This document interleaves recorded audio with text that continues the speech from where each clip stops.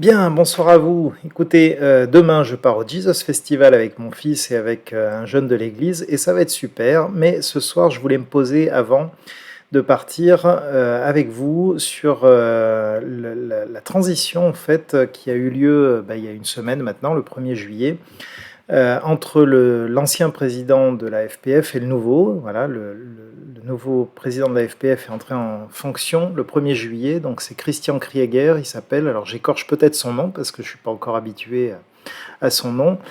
Et donc qui remplace François Claveroli, qui a été le président de la FPF durant 2 mandats. Et si je voulais vous en parler, c'était sous l'angle du rapport notamment de François Claveroli avec les évangéliques, puisque en fait les évangéliques ils sont représentés par le Conseil national des évangéliques de France, mais une partie d'entre eux, non négligeable, fait également partie de la Fédération protestante de France. Et donc, du coup, le président de la Fédération protestante de France a aussi un devoir de représentation les concernant, et je devrais dire nous concernant, puisque la Fédération des Églises évangéliques baptistes de France, de laquelle je suis pasteur, fait partie de la FPF comme du CNEF. Bon. Alors pour remonter un petit peu sur le rapport notamment du président François Claveroli avec les évangéliques, moi le premier fait marquant, ça remonte à 2017, ça a été une période un peu compliquée à ce moment-là, puisque l'Église protestante unie de France a permis à ses pasteurs et à ses paroisses en fait de bénir les couples homosexuels, donc suite à à l'adoption du mariage pour tous. Ça a créé je dirais des tensions au sein de la FPF et notamment avec le pôle évangélique sur des questions de compréhension de la Bible et de ce qu'est notamment le mariage. Du coup, François Claveroli avait été amené à s'exprimer et je vais vous partager un premier article qui date de cette époque où il donnait un petit peu son opinion et ça avait fait pas mal réagir. Voilà, donc cet article, c'est celui-là. La question de l'homosexualité continue de diviser les protestants. C'était à l'occasion donc de protestants en fait en 2017, et notamment pour les 500 ans de la Réforme. En fait, le CNEF avait décidé de ne pas se rendre à protestants en fait, notamment du fait d'ateliers, de stands, voilà, et d'un culte inclusif qui avait lieu, qui était au programme, et sur lesquels finalement les représentants évangéliques n'avaient pas été consultés voilà, là-dessus. Donc, on nous disait ici, en désaccord avec cette partie du programme, le chef de file des évangéliques, Étienne Lermenot, donc, qui était président du CNEF à ce moment-là, a décidé de boycotter la cérémonie officielle qui a lieu vendredi en fin d'après-midi en présence de Gérard Collomb, ministre de l'Intérieur chargé des cultes. Et la réaction de François Claveroli à cela, eh bien, vous l'avez ici, il avait dit « Nous regrettons que la direction du CNEF ait pris cette décision radicale », a commenté à Libération le pasteur François Claveroli, président de la Fédération protestante de France, organisatrice du rassemblement. Cela montre une radicalisation de la direction du CNEF. Sa position ne nous paraît pas fondée, si ce n'est par des motifs d'homophobie, ce que nous ne voulons pas croire. Alors évidemment, je pense que ce qu'on ne peut pas croire, c'est que François Claveroli, à ce moment-là, ne croyait pas ça. C'est-à-dire que je pense qu'il était assez convaincu que c'était par des motifs d'homophobie, sans quoi il ne parlerait pas de ça. Et puis, il y avait également ce terme de radicalisation qui était évidemment problématique. Hein. Les deux sont problématiques. Hein. Homophobie, il y avait de quoi monter au créneau et s'en défendre, évidemment, de cette accusation-là. Le terme radicalisation, évidemment, qui est également très problématique dans le contexte du terrorisme islamique et pour lequel on emploie la même terminologie. L'autre difficulté, en plus, hein, c'est que Étienne Lermenot, qui était donc président à cette époque-là du CNEF, c'est un pasteur de la Fédération baptiste, qui est elle-même membre de la Fédération protestante de France, Voilà, c'était une insulte directe, d'une certaine façon, vis-à-vis des évangéliques, y compris des évangéliques impliqués dans la Fédération protestante de France elle-même. Donc ça avait fait évidemment beaucoup de remous. Suite à ça, il y avait eu un deuxième couac en 2019, où là c'était sur la question de l'accueil des migrants. Et voilà, on nous dit ici que le président de la FPF avait eu des mots très durs envers les évangéliques et les catholiques, où il disait « Cette volonté d'évangéliser les migrants venus de pays islamiques est une considérable divergence entre les protestants évangéliques et luthéro-réformés. Avant de poursuivre, écrit Pierre Jova, donc avant de poursuivre ainsi, le placide François Claveroli s'emporte lorsque nous évoquons ce sujet. Pour lui, ce serait un abus de faiblesse. » Bref, bon, ça c'est discutable, ok, d'accord, on peut en parler, mais là où ça avait à nouveau fait des remous, c'est que il est dit ici, interrogé sur le fait qu'un certain nombre d'évangéliques et de catholiques se soucient de l'intégration de ces migrants musulmans dans la société française, le président de la FPF laisse échapper cette saillie cruelle que les évangéliques et les catholiques s'intègrent d'abord à la République en acceptant l'IVG et le mariage pour tous. Voilà, donc ça rendait un peu compliqué, je dois dire, le fait de se sentir représenté par ce président-là. C'était pas simple. Et en même temps, il y a eu aussi de vrais signes de bonne volonté de la part de François Claveroli et qui ont été soulignés à plusieurs reprises. Par exemple, ceci, voilà, il y a eu un colloque organisé sur les évangéliques de la FPF. Je peux vous laisser l'introduction, c'est lui qui parle, voilà ce qu'il dit. Depuis plusieurs années, les évangéliques ont une actualité en France et dans le monde. Et puis depuis plusieurs années, au sein de la Fédération, il y a une actualité aussi des débats qui traversent les différentes églises, et notamment sur les questions d'éthique sexuelle et familiale. Et donc ces deux arguments, finalement, nous ont amenés à prendre le sujet à bras-le-corps et à valoriser la parole évangélique, à entendre la parole évangélique à travers les églises qui sont membres de la Fédération. Et c'est la raison pour laquelle nous avons organisé ce colloque. Voilà, bon, j'arrête là, mais voilà, il y avait cette volonté, en tout cas, il y a eu plusieurs initiatives de prise, ça c'en est une, il y en a eu d'autres, pour un dialogue, je dirais, un peu plus constructif, ce qui n'était pas difficile, avec la frange évangélique de la FPF. Un autre moment qui a été vraiment un temps fort et où là, François Claveroli a fait un travail remarquable, mais la Fédération protestante de France d'une façon générale, et le CNEF aussi d'ailleurs à ce moment-là, c'est au moment de la loi contre les séparatismes, donc qui est une loi qui visait, je dirais, assez spécifiquement en réalité le problème de l'islamisme radical, mais qui, du fait de la laïcité, ne pouvait pas viser que les musulmans, et du coup taper, je dirais, sur l'ensemble des religions, au premier rang desquelles, en fait, le protestantisme. Alors je ne vais pas revenir là-dessus longuement, parce qu'en fait, j'ai fait des vidéos à ce sujet, je vous représente celle-ci, hein, c'était... Préserver son image, 3 règles à suivre, vous la trouverez sur ma chaîne.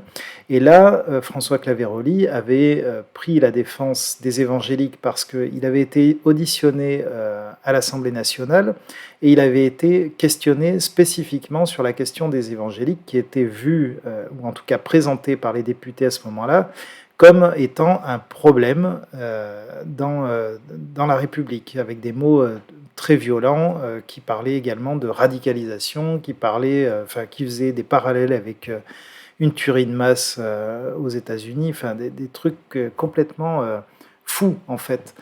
Et il avait pris la défense, donc ça, vous pouvez retrouver cette vidéo sur ma chaîne. Juste, je vous passe un tout petit extrait. Voilà ce qu'il disait à ce moment-là. Non, les évangéliques ne sont pas une menace pour la République. Il ne faut pas exagérer, quoi. C'est ici que je le dis, il ne faut pas exagérer. Ça suffit, ce discours de soupçon à l'égard du christianisme, dans sa version évangélique.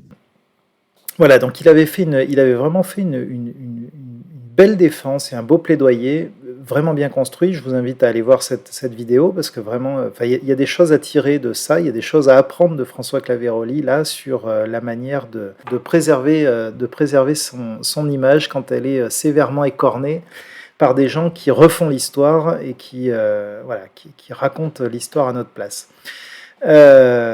Et donc ça c'était vraiment un chouette moment, je crois, dans les relations avec les évangéliques. Et c'est aussi pour ça que j'en avais fait une vidéo, parce que je trouvais vraiment que François Claveroli là était vraiment pleinement dans son rôle de représentation du monde évangélique au sein par le biais donc de la Fédération protestante de France. Alors après, il continue d'être très ambigu. Enfin, il a continué quand même d'être très ambigu. Pardon, j'en souris parce que il a fait une sortie sur Twitter tout à fait dernièrement. Je me suis demandé si c'est parce qu'il était en fin de mandat, j'en sais rien, mais qui était un peu surréaliste. Ici, voilà. Donc là, on trouve Sébastien Fath sur Twitter qui faisait ce petit tweet plutôt sympa, plutôt positif, je crois, hein, qui disait, voilà, parce qu'il est pluriel et habitué à la minorité, le protestantisme cultive la vigilance face aux risques liberticides. Cette adresse de François Claveroli pour la FPF, qui rejoint les positions du CNEF, nous rappelle l'actualité de ce combat. Donc ça, il fait référence à un article publié dans La Vie, et où François Claveroli demande l'abrogation de certaines dispositions abusives de la loi séparatisme. Il mérite d'être écouté. Donc tweet plutôt sympa, en tout cas moi je l'ai compris comme ça, hein, comme un tweet plutôt encourageant, en disant que là aussi finalement François Claveroli faisait bien le job et que c'était chouette, quoi. Et François Claveroli donc répond à ça. En quoi la FPF rejoint-elle les positions du CNEF? Mais quelle mauvaise foi, pitoyable. Il faudrait que Fath arrête d'être un soutien du CNEF pour être enfin crédible. Et Sébastien Fath de répondre: il semble que le compte de François Claveroli a été piraté. Les lectrices et lecteurs de bonne volonté qui ont suivi les débats en 2021 savent bien que la FPF et le CNEF ont tenu une ligne similaire lors des discussions sur la loi séparatisme pour en revoir certaines dispositions. Réponse de François Claveroli: la parole du protestantisme a toujours été portée en France par la FPF, y compris sur le sujet loi séparatisme et même avec le soutien du CNEF. Calmez-vous, cher Fath, et tentez de rester sociologue et non partie prenante. Réponse collector. Et effectivement, c'est assez collector comme réponse. Je ne sais pas exactement quelle mouche a piqué François Claveroli, mais j'ai presque envie de dire chasser le naturel, il revient au galop. En tout cas, on voit que les tensions avec le CNEF, avec le président Claveroli, on n'était pas encore tout à fait au bout, et que il y a, je sais pas, une espèce de sursaut d'orgueil là où j'en sais rien. Alors, quelle est la suite? Déjà, ce bilan, j'ai envie de dire mitigé, mais j'ai envie de rester aussi sur vraiment cette note positive de sa défense, notamment des évangéliques au moment de la loi contre les séparatismes, parce que vraiment, François Claveroli, je crois, a fait du bon travail à ce moment-là, conjointement avec le CNEF d'ailleurs. Là, à ce moment-là, moi en tout cas, j'ai pas vu de tension à ce moment-là entre les deux entités. Et j'ai vu au contraire un travail remarquable des deux côtés. Et je trouve que c'est vraiment à souligner. Maintenant, on voit que les choses n'étaient pas simples. Et donc, Sébastien Fath, à nouveau lui, a écrit un article dans La Vie suite au changement de présidence. Et donc, il présente un peu Christian Krieger. C'est le nouveau président de la Fédération protestante de France. Donc là, il dresse d'abord un bilan des mandats de François Claveroli, et compte tenu de la sortie qu'il a prise sur Twitter, je le trouve très factuel et très pro dans sa réponse, Sébastien Fath. Et voilà ce qu'il dit: pour l'heure, François Claveroli s'est montré au rendez-vous, sans faiblir, avec énergie et un certain panache. Il a mis ses atouts au service de la FPF. Très politique, il a su diriger une structure complexe avec autorité, efficacité et sens de la synthèse, assumer une fonction tribunicienne au service d'une certaine idée protestante et interreligieuse, organiser des événements de prestige. On retiendra en particulier les 500 ans de la Réforme à l'Hôtel de Ville de Paris en 2017 et le dîner des protestants le 23 octobre 2021 en en présence du président Emmanuel Macron. Il n'a pas eu son pareil pour cultiver des réseaux d'influence et s'est employé avec beaucoup d'intelligence à positionner le protestantisme dans quelques grands débats stratégiques comme l'écologie, Jeunes pour le climat, la laïcité, rôle de vigie, ou l'accueil des réfugiés, convention signée pour des couloirs humanitaires. Donc, il fait une introduction quand même franchement élogieuse. Ensuite, il est un peu plus mitigé, voilà, sur d'autres choses, et notamment, voilà, il n'est pas davantage parvenu à éteindre les inquiétudes soulevées par beaucoup au début de son premier mandat quant aux relations avec la nouvelle majorité protestante évangélique. La mise en musique de la diversité a montré quelques fausses notes. Voilà, bon, mais ça on les a vus, je crois que c'est assez clair. Il y a à la fois du très bon et puis il y a eu aussi du beaucoup moins bon. Donc il fait un bilan mitigé concernant les relations avec les évangéliques, mais parce qu'effectivement le bilan, je crois, a été objectivement mitigé. Donc on va passer un petit peu le reste de l'article. Et donc là, on passe à Christian Krieger. Est-ce qu'il sera l'homme de l'extension de la FPF ? Au cours des 10 dernières années, 2 paramètres institutionnels forts ont changé la donne protestante. D'une part, la tranquille consolidation du CNEF, fondé en 2010, qui rassemble 60% et non pas 70% comme il l'affirme, du protestantisme évangélique de France. D'autre part, la mise en place en 2013 de l'Église protestante unie de France. Ces 2 pôles ne rassemblent pas tout le monde. Beaucoup d'églises évangéliques et pentecôtistes postcoloniales, par exemple, ne s'insèrent ni dans l'un ni dans l'autre, mais ils ont simplifié le paysage. L'évidence de la FPF comme pôle fédérateur ne va plus de soi. Voilà. Poursuivre sur la lancée des 2 mandats de François Claveroli, c'est courir le risque que la FPF se réduise au tiers exclu, un format qui deviendrait désormais désuet, coûteux, redondant, face à 2 pôles cohérents, l'un qui regroupe les protestants luthériens et réformés, les PUF, et l'autre, les protestants évangéliques et pentecôtistes, le CNEF. Tout l'enjeu de la prochaine présidence à la tête de la FPF est de relancer la dynamique d'ouverture interprotestante grippée depuis 8 ans, en clair, se réformer ou s'étioler. Alors, est-ce qu'il dit quelque chose de notre ami Christian Krieger sur sa capacité éventuellement à réunir ? Voilà, Christian Krieger vient d'un protestantisme des marges, non parisien et non huguenot de l'intérieur, dont les racines plongent dans le terreau de Strasbourg, grande métropole multiculturelle. Son regard décentré d'Alsacien, ouvert sur l'Europe, sur les problématiques transfrontières, peut être un bel atout. Son expérience comme présidence de la CEC, Conférence des Églises européennes, c'est un bol d'air par rapport au conservatisme identitaire, y compris quand ils viennent d'un huguenotisme franco-français, parfois donneur de leçons. On peut s'attendre de ce point de vue à une mise à jour du logiciel œcuménique. Soulignons aussi que Christian Krieger est connu pour sa clarté, son respect des autres et son refus du double discours, ce qui peut contribuer à décloisonner, décrisper, ouvrir. Nul doute que sa vice-présidente, la théologienne baptiste Valérie Duval-Poujol, restée en poste après le départ de François Claveroli, l'appuiera dans cette dynamique d'ouverture. Enfin, plus que le profil du président, il y a l'équipe fédérative, mais aussi un capital de bonnes pratiques que l'on peut mobiliser, et plus que tout, l'enjeu de la distribution de la parole. Avec Christian Krieger, on peut faire l'hypothèse d'une option moins tribunicienne, plus collégiale, un déverrouillage qui peut augurer d'une voix protestante plus représentative de sa diversité réelle. Voilà. Alors, je ne connais pas du tout ce Christian Krieger, mais a priori, Sébastien Fath a l'air d'avoir une opinion plutôt ouverte et positive sur l'avenir, notamment concernant les relations avec les évangéliques et sur la dimension collégiale peut-être au niveau de la FPF. Voilà, où en est, on nous demande là, on écrit ici, où en est la relation entre luthéro-réformés et évangéliques au sein de la FPF ? Est-ce qu'il y a quelque chose d'intéressant ici ? Outre le fait d'avoir été soutenu par les évangéliques lors de son élection, Christian Krieger a pour atout dans cette démarche d'avoir travaillé au lien fédératif. Il entretient une relation de confiance avec sa collègue baptiste, la théologienne Valérie Duval-Poujol, vice-présidente de la FPF, dont l'aptitude à valoriser des milieux protestants différents est reconnue de tous. Voilà, le tout nouveau secrétaire général de la FPF s'inscrit aussi dans cette perspective.